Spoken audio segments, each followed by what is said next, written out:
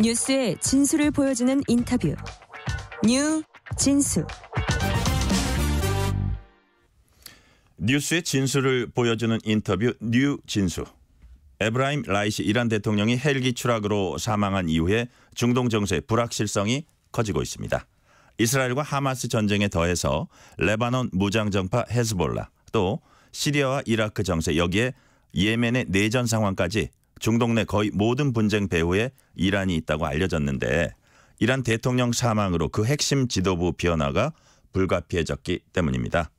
뉴스레터 K, 오늘은 박현도 서강대 교수와 함께 라이시 대통령 사망이 중동 정세에 어떤 영향 끼칠지, 또 세계 정세에 어떤 영향 끼칠지 깊이 있게 분석해 보겠습니다. 박현도 교수님 어서 오세요. 네, 안녕하십니까. 참 인상이 좋으세요. 감사합니다. 자, 에브라임 라이시 이란 대통령이 불의의 헬기 사고로 사망했습니다. 이란 닷새 동안 공식 애도 기간 선포했고요. 어제 오늘 운구 행렬이 이어졌습니다. 먼저 헬기 사고 발생과 사망, 그리고 장례 절차까지 좀 그동안 상황 짧게 좀 정리를 해주세요. 네, 갑작스럽게 헬기가 추락을 했는데요. 추락한 것보다는 부딪혔다고 얘기하는데, 지금 뭐 모든 분들이 다 알고 계시겠지만 제가 이란 쪽에서 나온 새로운 소식을 좀 전해드리면은, 그 헬기가 앞장서서 나가고 있었던 대통령 헬기거든요. 그럼 뒤에 따랐던 헬기들이 있지 않습니까? 한 2대가 있었나 봐요. 네, 더. 3번 헬기에 타고 있던 사람이 증언을 하는데요. 날씨는 굉장히 좋았답니다. 날씨가 악천후가 아니었어요? 네, 악천후가 아니었답니다. 날씨가 굉장히 좋았고 구름도 없었고 잘 좋았는데 가다가 구름이 생겼었대요. 그랬을 때 앞에 헬기에서 지금 구름이 있으니까 구름 위로 올라가라.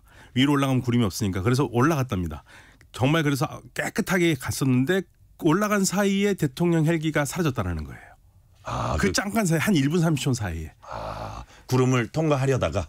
네, 구름 위로 올라가려다가. 다른 헬기들은 구름을 올라갔는데 대통령 헬기는 구름으로 올라가라는 말을 해놓고 정작 못 올라갔던 것 같죠. 네. 그래서 아마도 그 구름이 휩싸여서 그러지 않았나. 그 안에서. 안개 속에서. 그러니까 네. 일부 이제 음모론도 나왔는데. 네네.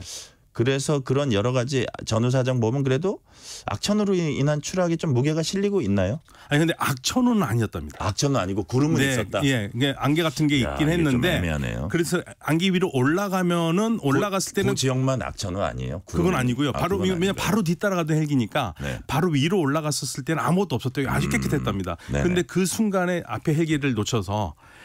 근데 이제 목격자의 또 이제 떨어질 때 당시에 목격자의 증언에 따르면 프로펠러가 계속 돌고 있었다 그러거든요. 네네. 그러니까 프로펠러가 돌고 있었다는 얘기는 뭐 자체의 결함이 있어서 뭐 폭발을 하거나 그러지 않았다는 얘기고, 그래서 지금 모든 중심은 이 육안으로 착지를 해야 되기 때문에 전자장치가 제대로 없어서요. 네. 그래서 조종사의 실수가 아닌가라고 보고 있는데, 그래도 혹시라도 모를 만일의 하나의 안 좋은 가능성에 대비를 해서 지금 조사에 들어갔습니다. 아주 정밀 조사를 하겠네요. 근데 만약에 조사에 들어가가지고 정말 안 좋은 쇼킹한 어떤 쇼킹한이 요인이 나오면 이게 이제 조금 이제 복잡해지죠. 그러면 지금 이 자체로도 복잡한데 그건 정말 상상하기 쉽지 않을 정도입니다. 자, 당장 세계는 이란의 지도 체제 변화에 촉각을 곤두세우고 있습니다. 그동안 이란은 사우디아라비아와 함께 중동 지역 양대 패권국으로 이제 군림해 왔다고도 볼 수 있는데요.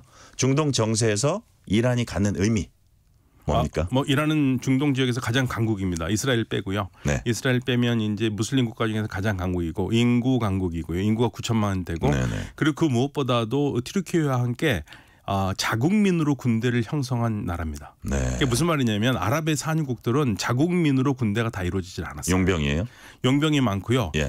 군대가 그 병력이 부족합니다. 그런데 이란은 충분하게 자기 병력으로 하고 있고 그동안 계속적으로 군 증강했기 때문에 중동에서 최강국으로 한다면 우리가 이란, 튀르키예, 이스라엘이죠. 네. 아랍 국가들은 거기에 비하면 이집트가 이제 강하고요. 그 외에는 주변 국가들에서 이란과 맞설 만한 아랍 국가들은 거의 없거든요. 그래서 굉장히 강한 나라고, 그리고 자원이 어마어마하게 많죠. 가스도 많고 석유도 많고, 그래서 세계 에너지 시장에서 이란이 차지하고 있는 비중도 상당히 중요하고요. 그래서 이란의 중요성이 그 어느 보다도 상당히 높게 평가하죠. 그런데 이런 나라에서 대통령이 이제 사망을 했으니까 걱정들은 많이 하고 있는데, 근데 실질적으로요, 이란의 대통령은 우리의 대통령하고 다릅니다. 넘버 2인가요? 넘버 2입니다. 그러니까 우리로 치면 국무총리예요. 총리이기 때문에 사실은 우리 같은 경우에도 총리가 유고가 되면 불행한 사건이긴 하지만 대통령 유고하고는 상대 안 되지 않습니까? 마찬가지로 이란에서도 대통령 유고는 최고 지도자가 아니기 때문에 새로운 대통령으로 이제 교체가 가능한 거죠. 네, 이란의 그 어떤 제도 체제 그건 제가 좀 이따가 더 자세히 여쭤보고요. 네. 자. 이제 하나하나 좀 짚어볼게요. 이란이라는 네. 나라. 네. 이란은 미국 정부가 악의 축으로 규정했던 대표적 적대국 가운데 하나입니다. 네. 미국이 수십 년 동안 중동 정세에 깊숙이 개입해왔기 때문에 특정 국가를 적대국으로 규정한 것은 간단한 일이 아니에요. 특별한 의미가 있을 것 같고요. 네. 이란 특히 무슬림 무장정파 하마스 지원을 통해서 이스라엘과도 이제 정면으로 맞서고 있는 나라이기도 합니다. 그러다 보니까 이제 전쟁도 지금 벌어지고 있는 거고요. 미국과 이스라엘 이 두 나라와 적대 관계도 역시 이란을 규정짓는 중요한 요소라고 볼 수 있겠죠. 그렇죠. 이스라엘이 생각하는 이란이요. 그러니까 지금 현재 이스라엘의 총리 네탄야후 총리에게 몇 년 전에 인터뷰를 한 적이 있습니다. 거기서 네. 이스라엘의 가장 위협적인 것 3가지만 들어라. 그랬더니 인터뷰에서 네탄야후 총리가 한 말이 있습니다. 이란. 하나도 이란, 둘도 이란, 셋도 이란. 이란이 굉장히 강해지고 있고 거기다 네. 핵까지 가지려고 한다. 그래서 굉장히 위험하고 이란은 이스라엘의 악몽이라고 그랬습니다. 네. 그 정도로 지금 현재 이란과 이스라엘 관계는요. 서로가 적으로 규정한 관계고 그러니까 이스라엘을 어떻게 이란이 생각하냐면 이란은 이스라엘을 국가로 인정하지 않습니다. 네. 그래서 그 무슨 말이냐면은요. 운동선수가 결승전에서 이란 선수가 4강전에서 이겨서 결승전에 올라가면 이스라엘 선수가 기다리고 있는데 그 선수하고 싸워야 되잖아요. 그럼 4강전 포기합니다. 아예 그냥 안 하고 말아요? 안 하고 말아요. 왜냐하면 결승에 가가지고 이란 선수가 이스라엘 선수가 싸운다는 얘기는 이스라엘 인정한다는 얘기거든요. 그 정도로 철저합니다. 그런 뜻이군요. 네, 그 정도로 철저한 정도로 양국이 적대 관계입니다. 네. 아까 말씀하신 인구 9천만에 육박하는 중동 패권국이라고도 할 수 있는 대통령이 그나라의 대통령이 갑자기 사망했다. 이건 네. 중대한 정치적 격변 부를 만한 사안인 것 같습니다. 물론 넘버 2긴 하지만 네.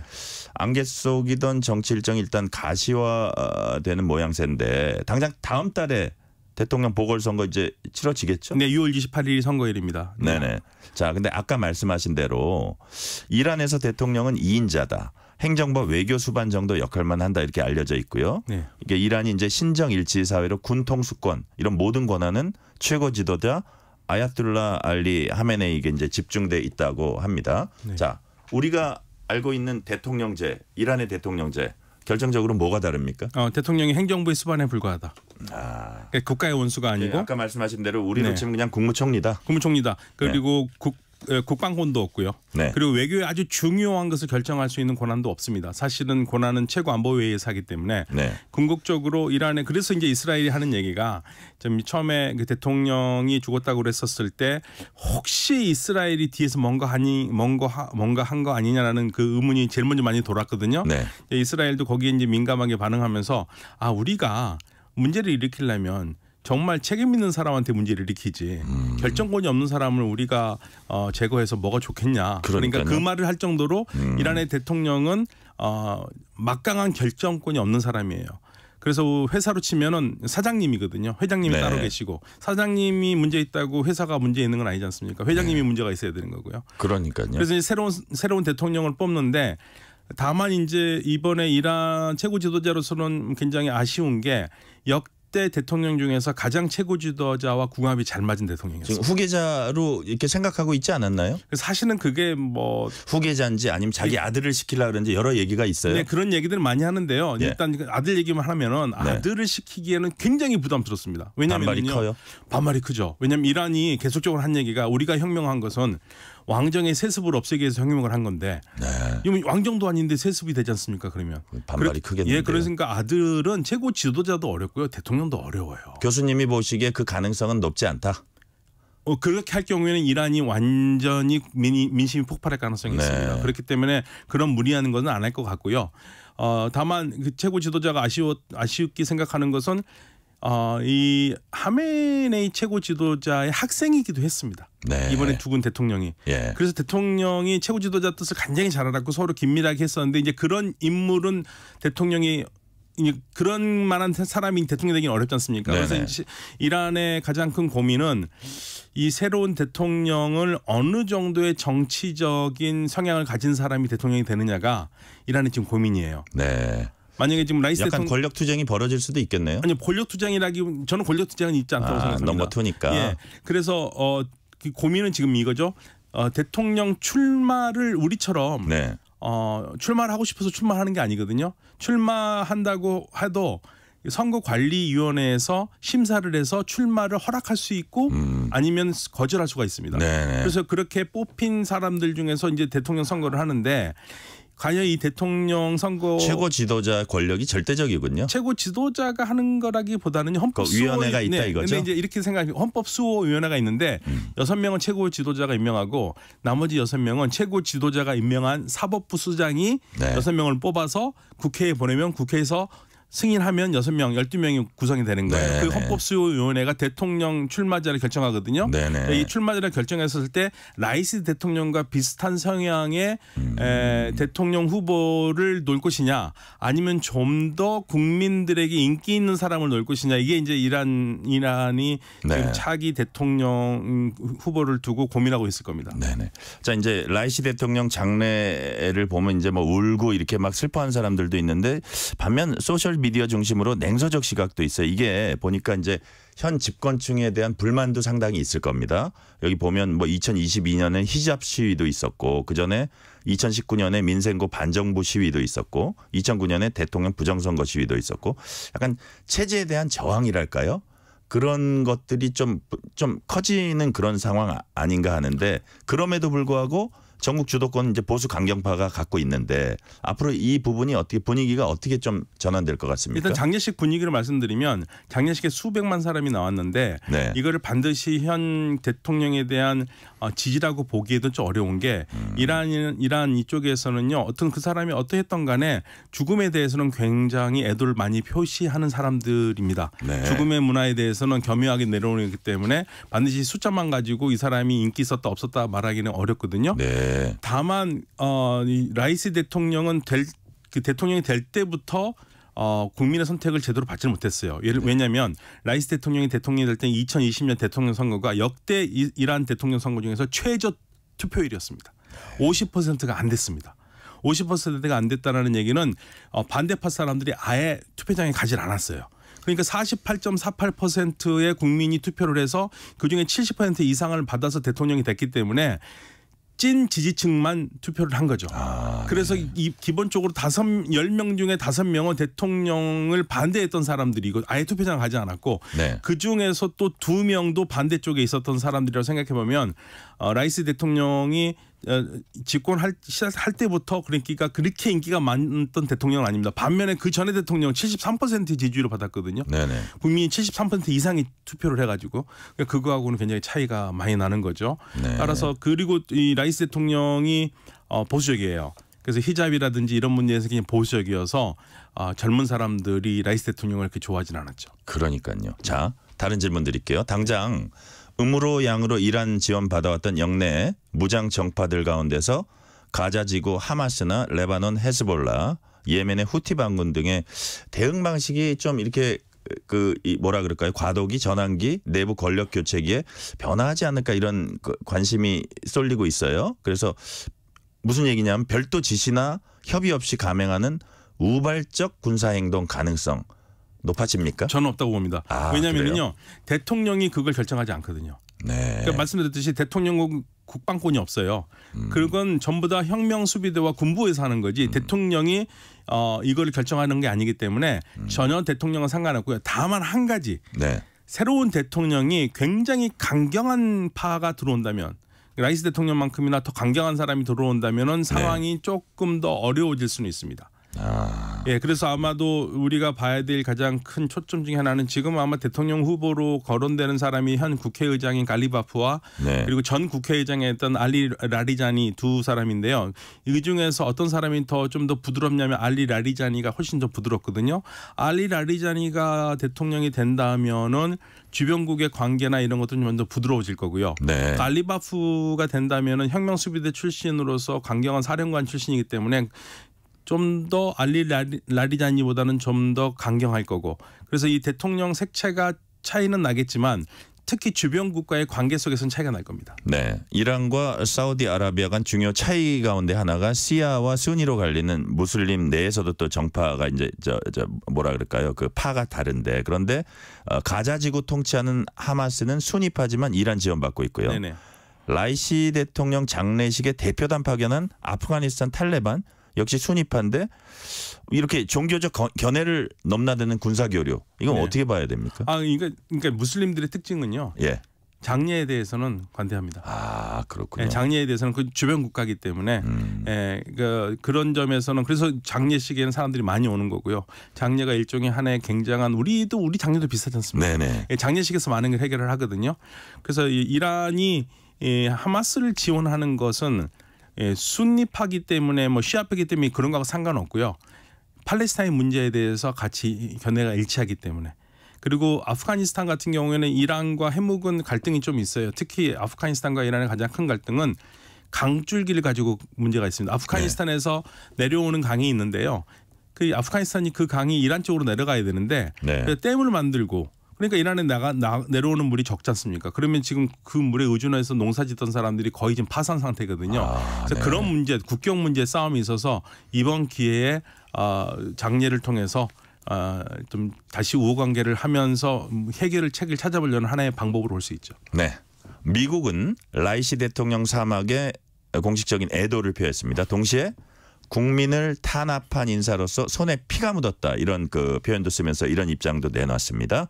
핵 개발과 테러 지원 등을 이유로 여러 겹의 제재를 시행 중인 상황인데 이란의 정정 불안이라 할까요? 이런 상황을 바라보는 미국의 어떤 관심사는 어디에 지금 초점이 맞춰져 있을까요? 미국 역시 차기 대통령이 얼마나 부드러운 사람이냐 강경한 사람이냐 초점을 둘 겁니다. 이란이 크게 변할 거라고 생각은 하진 않지만요. 네. 근데 지금 그 미국이 이번에 좀 놀라운 거는 조의를 표했다는 것에 대해서 굉장히 높게 평가합니다. 네. 그러면서 한마디 한 게 그 손에 피를 묻혔다. 그게 무슨 말이냐면요. 네. 라이시 대통령이 1960년생인데 28살이 되던 해 1988년 이란 이라크 전쟁의 끝 무렵에 그 반정부 인사와 반국가적 인사들을 약 3,000에서 5,000 명이 직결 처분하거든요. 네. 직결 전부 다 그 처형했습니다. 네네. 이때 판결을 공개 처형인가요? 예. 이때 판결을 내렸던 판사 중에 한 명이에요. 그래서 네. 이거를 두고 라이시 대통령이 붙었던 별명이 서양에서는 테헤란의 학살자, 도살자라는 별명이 붙었고 미국이 이번에 조의를 표명하면서 그 단서를 붙인 거는 우리가 조의는 표명하지만 그렇다고 해서 라이시 대통령의 과거에 했던 일이라든지 그런 거를 우리가 인정하는 거 아니다. 과거의 범죄 행위가 씻어지는 건 아니다. 네, 그래서 그거를 이제 그 국무부에 대해서 비판하는 소리가 있으니까 미리 차단하는 거죠. 네. 네. 왜 저런 사람 죽었는데 애도 표하냐 할까 봐. 네, 맞습니다. 예. 애도는 표해 놓고 사람이 네. 죽었으니까. 네. 그렇지만 그 사람이 한 행적에 대해서 우리가 잊지 않는다. 네, 그거를 우리가 찬성하는 거나 그런 건 아니다. 오해하지 네. 말아라. 이런 그런 뜻입니다. 뜻이군요. 네. 자, 사우디아라비아 수도 리야드에서 개최된 걸프 협력회의에선 이란에서 발사된 미사일을 주변국 공조로 요격하는 이른바 통합 방공망 구축 시도가 이루어지고 있다 이런 보도가 네. 있었거든요. 네. 실제 4월 13일부터 이틀 동안 이란이 발사한 드론 미사일 수백 기 가운데 99%가 이제 요격됐다고 하는데 당시 이게 이스라엘과 미국, 영국, 프랑스, 요르단 등이 공조한 결과다 이런 얘기들이 나왔습니다. 미국이 이런 방공망을 사우디를 비롯한 걸프 지역으로 실제로 주도해서 확대하고 있다 이렇게 봐도 되나요? 그럴 수밖에 없습니다.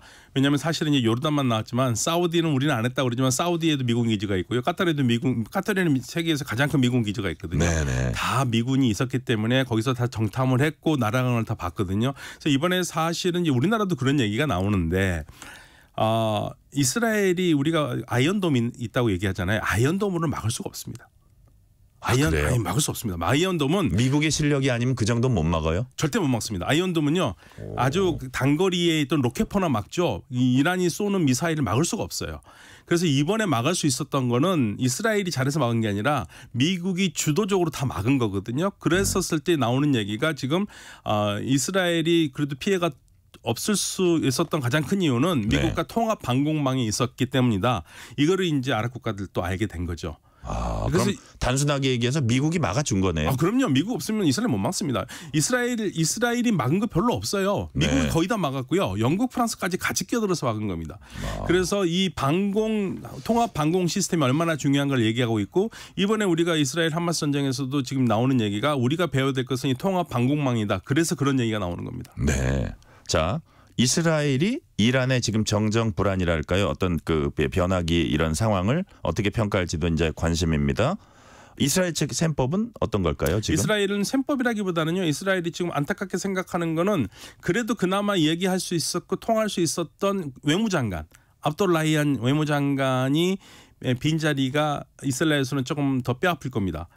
그래도 대화가 되는 사람 중에 하나였거든요. 네네. 주변국들하고 라이스 대통령보다는 이스라엘 쪽에서는 향후 중동 정세에 조금이라도 영향을 준다면 압돌라히안 외무장관과 같은 그러한 대화가 될 수 있는 사람이 이란에서 외무장관이 됐으면 좋겠다라는 기대는 가지고 있을 텐데요. 네네. 사실상 라이스 대통령의 공석이라든지 이번 사건으로 이스라엘과 이란과의 관계에 특별히 변화가 있거나 문제가 있는 건 아닙니다. 다만 이제 새로 들어설 외무장관과 대통령이 누구냐에 따라서는 주변 이스라엘과 직접 대화는 하지 않으니까요. 미국과의 관계 속에서 대화를 얼마큼 할 수 있느냐 이제 바로미터가 되겠죠. 네. 우리나라로선 얼핏 국제 유가가 출렁이는 상황 등이 직접 영향권이다. 경제 문제가 가장 먼저 떠오르고요. 자, 우리 이란 사태가 우리 대외 정책 또 경제 여기에 끼치는 영향은 어떻게 보세요? 우리는 관리를 해야죠. 다른 방법 없습니다. 우리하고 이란과 직접적인 관계는 없으니까요. 우리는 이란과 경제적으로 많이 얽혀 있고 서로가 필요하니까 굳이 이스라엘 팔레스타인 문제, 이란 이스라엘 문제에 우리가 나설 거는 없고요. 네. 지금 현재 우리 외교부가 팔레스타인 문제에 대해서 굉장히 잘하고 있거든요. 국제 여론에 맞춰서. 근데 그 기조를 이어가면은 이란과의 문제는 크게 있을 거라고 생각하지 않습니다. 네. 마지막 질문 드릴게요. 중동 정세는 관련 당사국도 많고 복잡한 이해관계가 이제 얽혀 있습니다. 좀처럼 안정세 찾기 이제 어렵고요. 그래서 우리가 균형된 시각에서 중동 문제 그대로 바라보기 위해서 어떤 관점이 중요할지 이건 짧게 좀 부탁드릴게요. 네, 저는 제가 아까 말씀드렸죠. 우리가 팔레스타인 문제에 굉장히 잘하고 있어요.